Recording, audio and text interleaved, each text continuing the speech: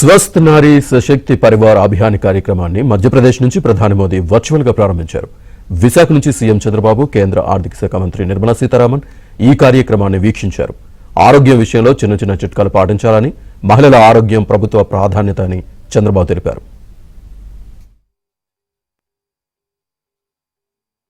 మాటలో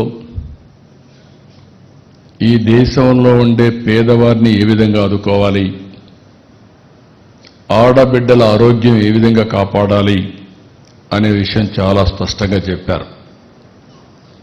ఈరోజు మొట్టమొదటిసారిగా మనందరం నరేంద్ర మోడీ గారు 2047 వికసిత్ భారత్ సాధించడానికి, పూర్తిగా పేదరిక నిర్మూలన చేయడానికి కంకణం కట్టుకొని పనిచేస్తున్నారు. అలాంటి వ్యక్తి యొక్క ఆరోగ్యం, అదే మాదిరిగా ఆయన దీర్ఘకాలికంగా ప్రధానమంత్రిగా ఉండి మన సమస్యలు పరిష్కారం చేసే విధంగా మనం అందరం కూడా అభినందిద్దాం. గట్టిగా చప్పట్లు కొట్టి హ్యాపీ బర్త్డే చెప్పాల్సిన కోరుతున్నాం. ఇది మనందరి బాధ్యత.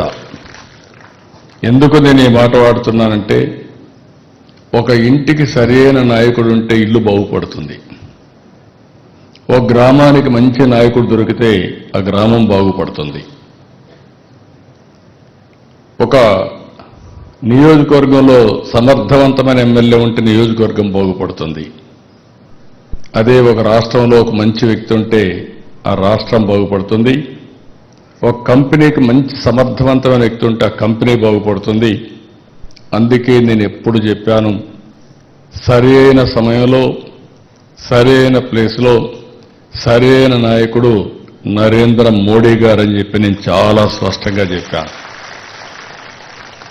ఈరోజు మనం అందరం చూస్తున్నాం, 11 సంవత్సరాలు. ఈ 11 సంవత్సరాల్లో 11వ ఆర్థిక వ్యవస్థగా మన దేశం ఉంటే 4వ అతిపెద్ద ఆర్థిక వ్యవస్థగా వచ్చింది. అదే సమయంలో ఇంకొక సంవత్సరానికి మనం 3వ ఆర్థిక పెద్ద వ్యవస్థగా తయారవుతాం. 2038కి 2వ ఆర్థిక పెద్ద వ్యవస్థగా తయారవుతాం. 2047కి నెంబర్ 1గా భారతదేశం తయారవుతుంది. ఈ నమ్మకాన్ని కలిగించాడంటే, ఒక విశ్వాసాన్ని కలిగించారంటే అది ఒకే ఒక వ్యక్తికి సాధ్యమైంది. అదే నరేంద్ర మోడీ గారిని మరొక్కసారి మీ అందరికీ విజ్ఞప్తి చేస్తున్నా. వికసిత్ భారత్, పేదరికం లేని సమాజాన్ని మనం చూడబోతున్నాం. ఆయన మాట్లాడిన ప్రతి మాటలో మీరు చూస్తే పేదరిక నిర్మూలన ఏ విధంగా చేయాలనో దానికోసం ఎక్కువ ప్రాధాన్యత ఇచ్చి అనేక కార్యక్రమాలు చేశారు.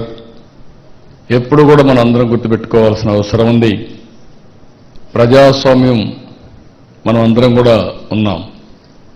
బ్రిటిష్ వాళ్ళపైన పోరాడాం. ఆ రోజు మీరు చూస్తే మొత్తం మన దేశాన్ని దోపిడీ చేశారు. స్వతంత్ర భారతదేశంలో మనం బాగుపడతామని చెప్పి ఆకాంక్షించాం.